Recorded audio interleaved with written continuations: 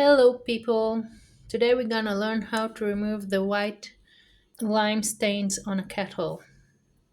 The first step is to just pour out the water, of course.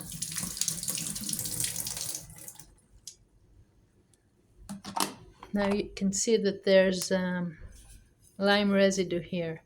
So the easiest way to do it is to use white vinegar. So I'm going to pour a bit of white vinegar in. And now I'm gonna stir it around because it's a glass kettle. You can see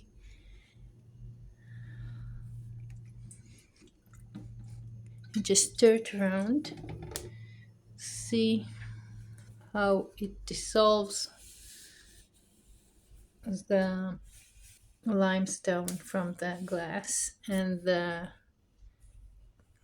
kettle base. You can let it soak for a minute or two. It depends on how much lime residue you have in your kettle. But as you can see, it already dissolved and it's gone. In the middle here, it will take it a bit more time.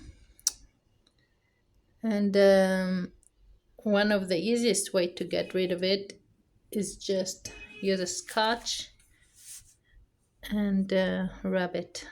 Let's see. You know what? I'll just let it sit for a minute or two and I'll be back.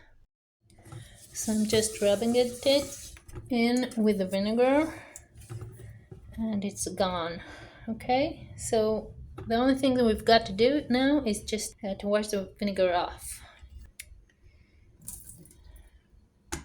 Now just wash it a couple of times so the vinegar scent will go away, and there you have it,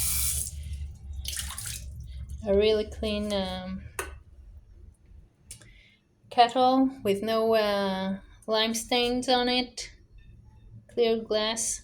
So if you like this video, please like it, subscribe, comment, and let me know if you found this tutorial helpful. Any questions are welcome. Have fun, have a good day. See you in the next one.